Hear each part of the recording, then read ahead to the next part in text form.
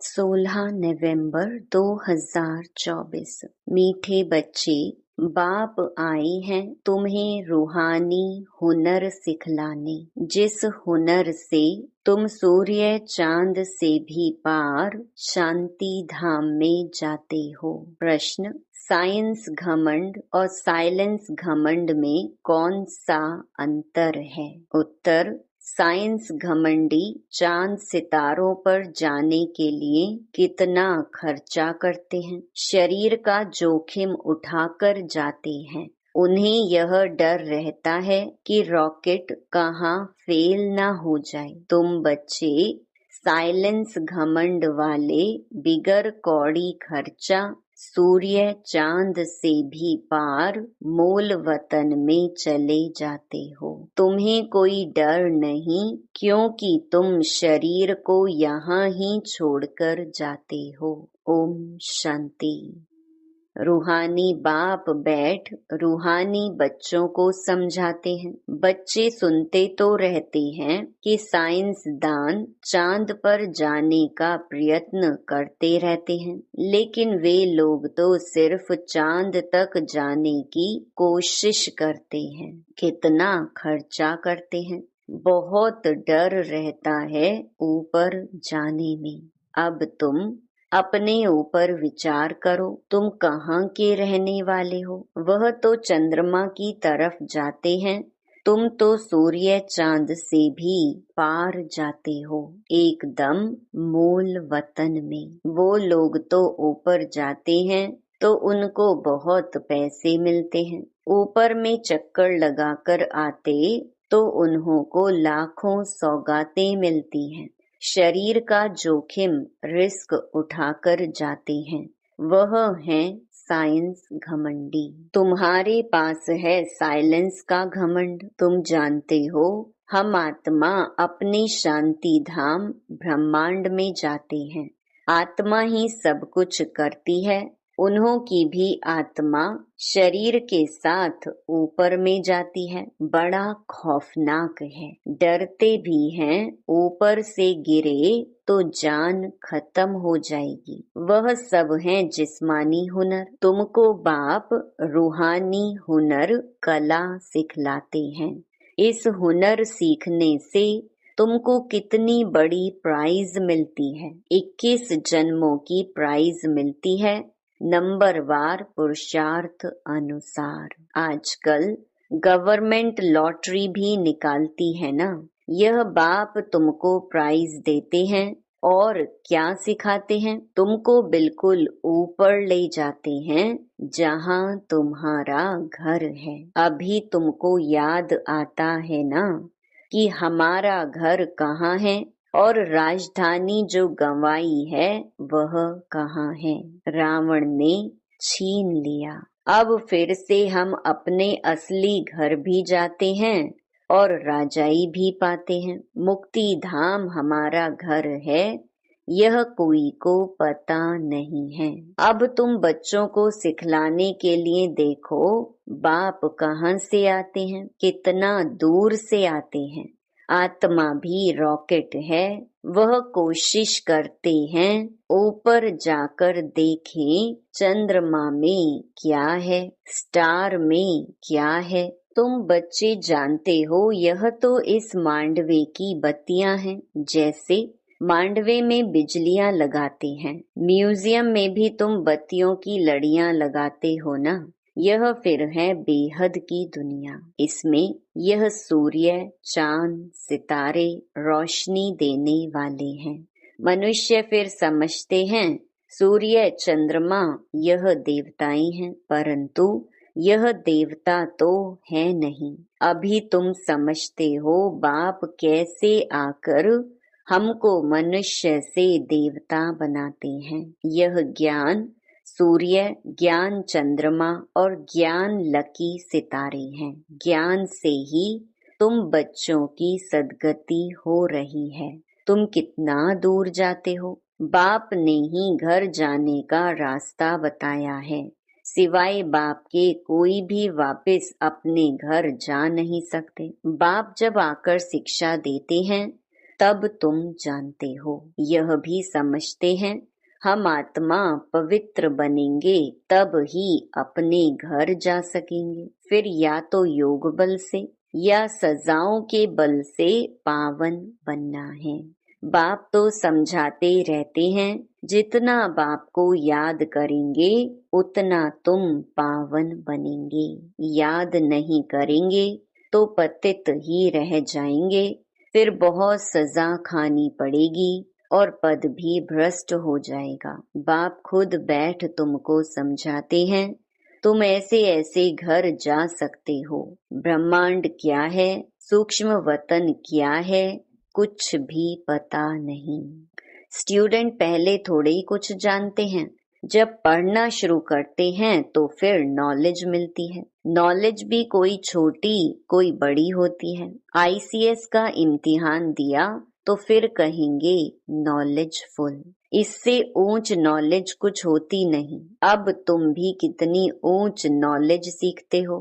बाप तुमको पवित्र बनने की युक्ति बताते हैं कि बच्चों माँ मेकम याद करो तो तुम पतित से पावन बनेंगे। असल में तुम आत्माएं पावन थी, ऊपर अपने घर में रहने वाली थी। जब तुम सतयुग में जीवन मुक्ति में हो तो बाकी सब मुक्ति धाम में रहते हैं। मुक्ति और जीवन मुक्ति दोनों को हम शिवालय कह सकते हैं। मुक्ति में शिव बाबा भी रहते हैं, हम बच्चे आत्माएं भी रहते हैं। यह है रूहानी हाईएस्ट नॉलेज। वह कहते हैं हम चांद के ऊपर जाकर रहेंगे। कितना माथा मारते हैं, बहादुरी दिखाते हैं, इतने मल्टी मिलियन माइल ऊपर जाते हैं, लेकिन उन्हों की आश पूर्ण नहीं होती है और तुम्हारी आश पूरी हो जाती है। उनका है झूठा जिस्मानी घमंड, तुम्हारा है रूहानी घमंड। वह माया की बहादुरी कितनी दिखाते हैं। मनुष्य कितनी तालियां बजाते हैं, बधाइयां देते हैं, मिलता भी बहुत है। करके 5-10 करोड़ मिलेंगे। तुम बच्चों को यह ज्ञान है कि उन्हों को यह जो पैसे मिलते हैं सब खत्म हो जाएंगे। बाकी थोड़े दिन ही समझो। आज क्या है, कल क्या होगा। आज तुम नरकवासी हो, कल स्वर्गवासी बन जाएंगे। टाइम कोई जास्ती नहीं लगता है। तो उन्हों की है जिस्मानी ताकत और तुम्हारी है रूहानी ताकत, जो सिर्फ तुम ही जानते हो। वह जिस्मानी ताकत से कहाँ तक जाएंगे, चांद सितारों तक पहुँचेंगे और लड़ाई शुरू हो जाएगी।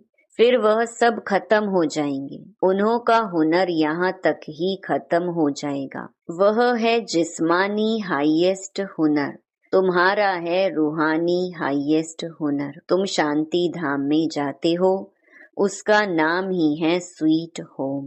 वो लोग कितने ऊपर जाते हैं और तुम अपना हिसाब करो, तुम कितने माइल्स ऊपर में जाते हो। तुम कौन? आत्माएं। बाप कहते हैं मैं कितने माइल ऊपर में रहता हूँ, गिनती कर सकेंगे? उन्हों के पास तो गिनती है। बतलाते हैं इतने माइल ऊपर में गए, फिर लौट आते हैं। बड़ी खबरदारी रखते हैं, ऐसे उतरेंगे, यह करेंगे, बहुत आवाज होता है। तुम्हारा क्या आवाज होगा? तुम कहाँ जाते हो, फिर कैसे आते हो, कोई पता नहीं। तुमको क्या प्राइज मिलती है यह भी तुम ही जानो। वंडरफुल है, बाबा की कमाल है, किसको पता नहीं। तुम तो कहेंगे यह नई बात थोड़ी है। हर 5000 वर्ष बाद वह अपनी यह प्रैक्टिस करते रहेंगे। तुम इस सृष्टि रूपी ड्रामा के आदि मध्य अंत ड्यूरेशन आदि को अच्छी रीति जानते हो, तो तुमको अंदर फखुर होना चाहिए। बाबा हमको क्या सिखलाते हैं, तुमको कितनी नॉलेज देते हैं। उन लोगों का जाना है हद तक, तुम बेहद में जाते हो। वह चंद्रमा तक जाते हैं, अब वह तो बड़ी बड़ी बत्तियां हैं और तो कुछ है नहीं। उनको धरनी बहुत छोटी देखने में आती है। तो उन्हों की जिस्मानी नॉलेज और तुम्हारी नॉलेज में कितना फर्क है। तुम्हारी आत्मा कितनी छोटी है, परंतु रॉकेट बड़ा तीखा है। आत्माएं ऊपर में रहती हैं, फिर आती हैं पार्ट बजाने। वह भी सुप्रीम आत्मा है, परंतु उनकी पूजा कैसे हो, भक्ति भी जरूर होनी ही है। बाबा ने समझाया है, आधा कल्प है ज्ञान दिन, आधा कल्प है भक्ति रात। अभी संगम युग पर तुम ज्ञान लेते हो, सतयुग में तो ज्ञान होता नहीं, इसलिए इसको पुरुषोत्तम संगम युग कहा जाता है। सबको पुरुषोत्तम बनाते हैं। तुम्हारी आत्मा कितना दूर दूर जाती है, तुमको खुशी है ना। वह हुनर दिखाते हैं तो बहुत पैसे मिलते हैं, बल कितना भी मिले, परंतु तुम समझते हो वह कुछ भी साथ चलना नहीं है। अभी मरे कि मरे, सब खत्म हो जाने वाला है। अभी तुमको कितने वैल्यूबल रत्न मिलते हैं, इनकी वैल्यू कोई गिनी नहीं जाती। लाख लाख रुपया एक एक वर्षंस का है। कितने समय से तुम सुनते ही आते हो। गीता में कितनी वैल्यूबल नॉलेज है। यह एक ही गीता है जिसको मोस्ट वैल्यूबल कहते हैं। सर्वशास्त्रमयी शिरोमणि श्रीमद् भगवत गीता है। वो लोग भल पढ़ते रहते हैं, परंतु अर्थ थोड़े ही समझते हैं। गीता पढ़ने से क्या होगा? अब बाप कहते हैं, मुझे याद करो तो तुम पावन बनेंगे। भल वह गीता पढ़ते हैं, परंतु एक का भी बाप से योग नहीं। बाप को ही सर्वव्यापी कह देते हैं, पावन भी बन नहीं सकते। अब यह लक्ष्मी नारायण के चित्र तुम्हारे सामने हैं। इनको देवता कहा जाता है क्योंकि दैवी गुण है। तुम आत्माओं को पवित्र बन सबको अपने घर जाना है। नई दुनिया में तो इतने मनुष्य होते नहीं, बाकी सब आत्माओं को जाना पड़ेगा अपने घर। तुमको बाप भी वंडरफुल नॉलेज देते हैं, जिससे तुम मनुष्य से देवता बहुत ऊंच बनते हो। तो ऐसी पढ़ाई पर अटेंशन भी इतना चाहिए। यह भी समझते हैं जैसा जिसने कल्प पहले अटेंशन दिया है, ऐसा देते रहेंगे। मालूम पड़ता रहता है। बाप सर्विस का समाचार सुनकर खुश भी होते हैं। बाप को कभी चिट्ठी ही नहीं लिखते हैं तो समझते हैं उनका बुद्धि योग कहाँ ठिकर भीतर तरफ लग गया है।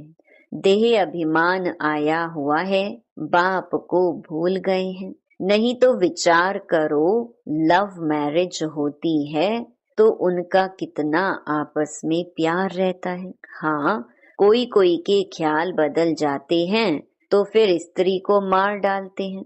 यह तुम्हारी है उनके साथ लव मैरिज।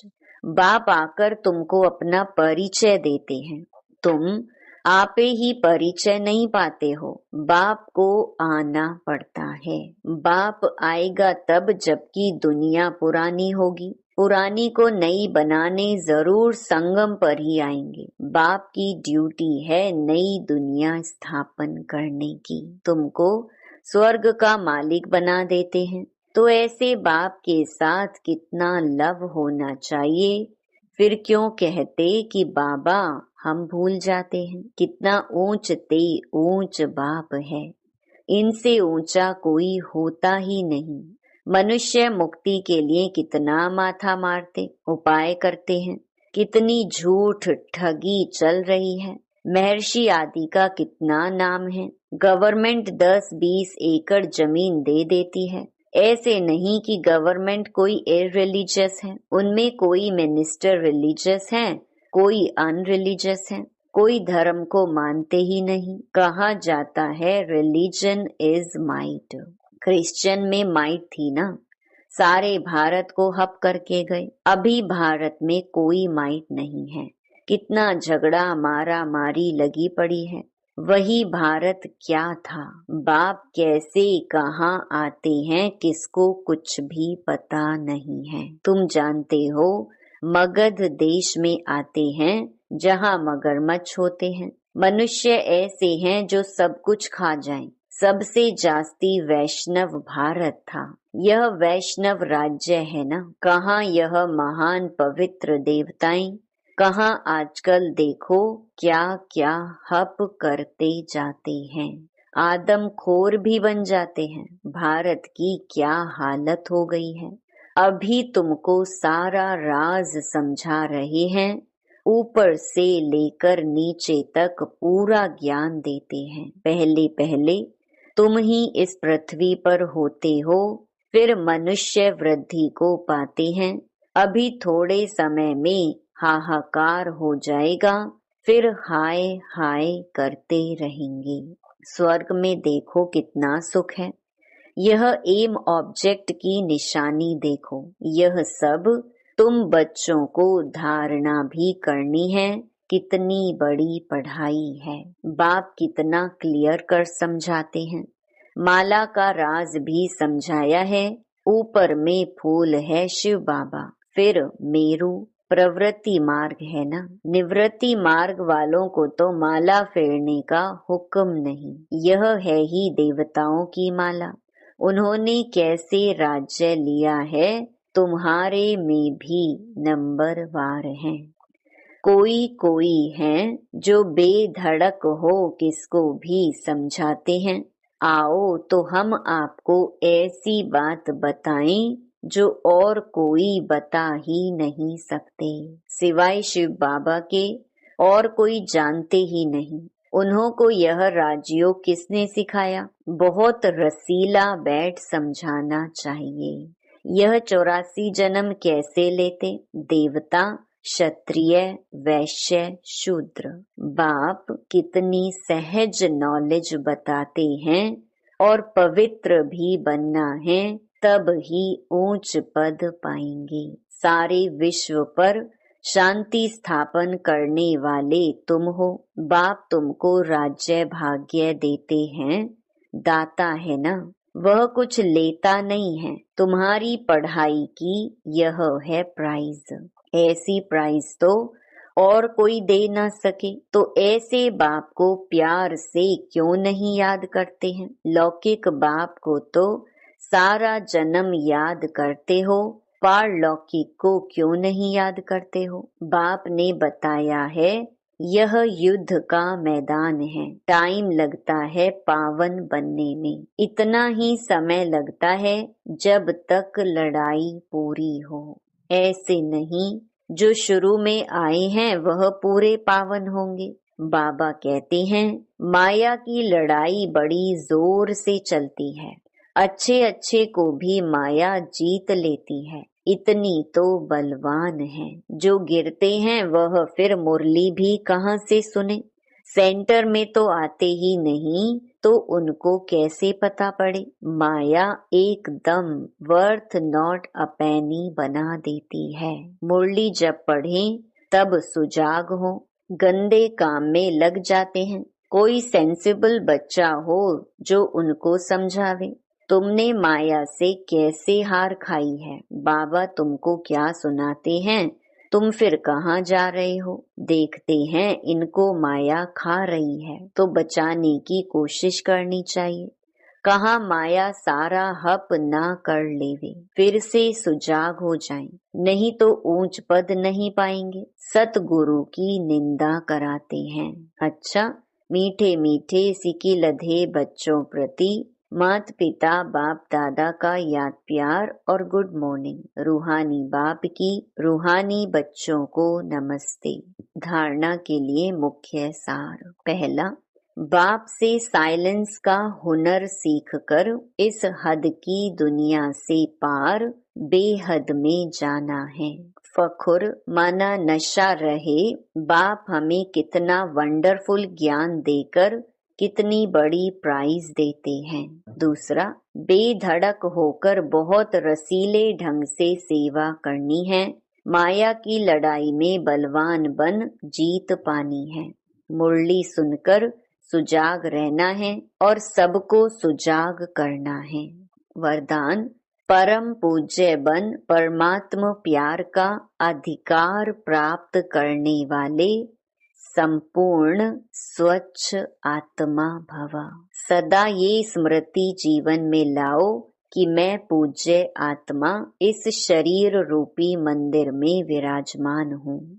ऐसी पूज्य आत्मा ही सर्व की प्यारी है। उनकी जड़ मूर्ति भी सबको प्यारी लगती है। कोई आपस में भल झगड़ते हो, लेकिन मूर्ति को प्यार करेंगे क्योंकि उनमें पवित्रता है। तो अपने आप से पूछो, मन बुद्धि संपूर्ण स्वच्छ बनी है, जरा भी अस्वच्छता मिक्स तो नहीं है। जो ऐसे संपूर्ण स्वच्छ हैं वही परमात्मा प्यार के अधिकारी हैं। स्लोगन, ज्ञान के खजाने को स्वयं में धारण कर हर समय हर कर्म समझ से करने वाले ही ज्ञानी तू आत्मा है। ओम शांति।